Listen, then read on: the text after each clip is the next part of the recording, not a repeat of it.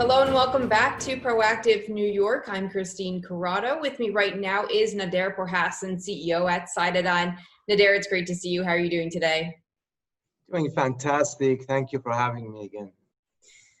Nader, there's a few things I want to get to today. Let's first start with these two articles that came out from the Wall Street Journal and SeekingAlpha. They reference that IncelDX CEO Bruce Patterson, who we have spoke to before and is a former advisor to CytoDyn, he said that the company would move forward with a federal government program aimed at fast-tracking the virus treatment called Operation Warp Speed. Is that true? And can you kind of comment on what's come out of these articles? So Dr. Patterson, obviously, he also made it clear that he was just telling information from his side. He's not representing CytoDyn in any way, shape, or form. What I am amazed is Wall Street Journal, which I used to have a lot of respect for before these two articles that came. The last article they put out was full of mistakes. Our attorneys talked to them and they corrected it. And then this article is saying, and I'm reading from the article, it says the Vancouver, Washington company had submitted information through a so-called Corona Watch, a program run by the Biomedical Advanced Research and Development Authority, or BARDA, to assess the viability of drug and therapeutic that might be effective against COVID-19, the officials said, some official senior administration that they don't name. And then they conclude the paragraph by saying, technical experts reviewed the submission and opted not to proceed further at this time, the official added. People should go to court and be judged on their false statement. And this person, whoever wrote this article, really should think about his own conscience in these very terrible times that the pandemic. Why would they lie about us? I don't understand it.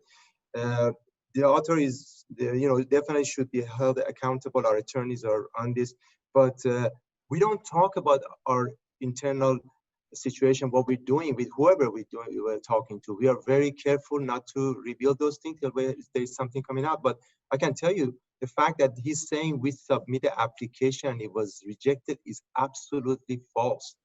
We have not submitted an application to BARDA and get rejected. So this person, whoever his source is, he needs to go talk to him. And then immediately he copies the people who are shorting our stock. And then there is a SeekingAlpha comes out with the title of CytoDyn not being considered for warp speed initiative, Trump administration. I think President Trump administration might call these guys and say, what are you talking about? These people come up with things that is just incredible. And I want to warn our shareholders to pay attention to the fundamentals. Do not buy CytoDyn stock. Absolutely do not buy our stock if you're not looking at our fundamentals. If you don't think that the leronlimab mechanism of action is real, if you think people are lying to you about that, sell your shares or make sure you don't buy CytoDyn shares.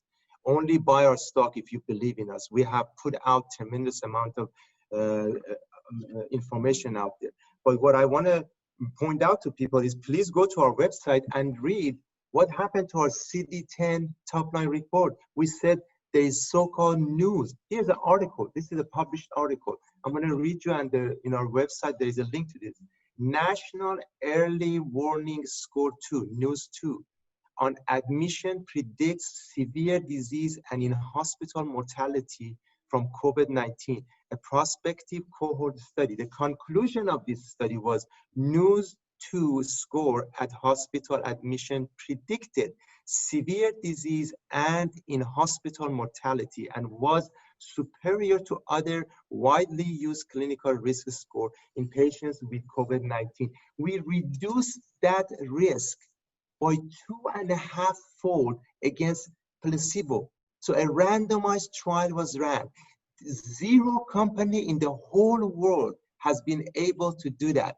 This is, to me, the most important thing you could do for COVID-19 situation, where you get patients who 90% or 95% are mild to moderate and be able to assess their situation and then lower the risk of them getting to the trouble. I mean, how well would that be accepted by the public? So I'm very surprised about all this development that people, our shareholders sometimes get so worried about these lies that get spread against us, but absolutely please pay attention to facts only. So do you know where this would have come from, that both of these articles are writing about that the group would have been considered for warp speed? So the Wall Street Journal person, his name is there, Michael something, and the Seeking Alpha, I couldn't find the article, the person's name, but there was another article came out there talking about Dr. Patterson's relationship with me. We're talking about leronlimab. Who gives a dang about me? I don't give a dang about me when it comes to leronlimab. Nobody should give a dang about me. They should only care about me doing my job. If I don't do my job, they should fire me, and I should go home and have somebody else take over. Finish. This is about patients' lives, and if these patients are going to be taken care of by leronlimab, I'll be darned if I don't do everything I can in my power to do everything right. And if I'm not the right person, I should go. But it's not about me. It's not about Dr. Scott Kelly, our chairman of the board, or about Dr. Patterson, who I really respect. It's about leronlimab. So maybe let's shift and talk more about some of these patients. What's the latest advancements you've made in your phase 3 trial with coronavirus patients? Yeah, so in the past, when we set up expectation, we meet almost quite a bit of them, but a lot of people don't realize that. We said by the end of the month, we would be finishing our patients at enrollment of 195. We said that when we were at 188 at the beginning of the month. So we just said yesterday that we finished 195, which is the milestone for interim analysis. 28 days has to go by. A week after that, there needs to be analysis of the patients, so we can give it to the DSMB, and then they're going to do interim analysis. If that interim analysis is solid, we hope to be able to get approval. If it's not as great as we want it to be, then we will continue perhaps till we finish the trial. If the results are disaster, they're going to stop us, say you're not working. But we are very optimistic because we did have a DSMB look at the safety, and they said continue without modification until your interim analysis. Nader, appreciate you coming on today and discussing this with me. Thanks so much. Thank you for having me. Appreciate it.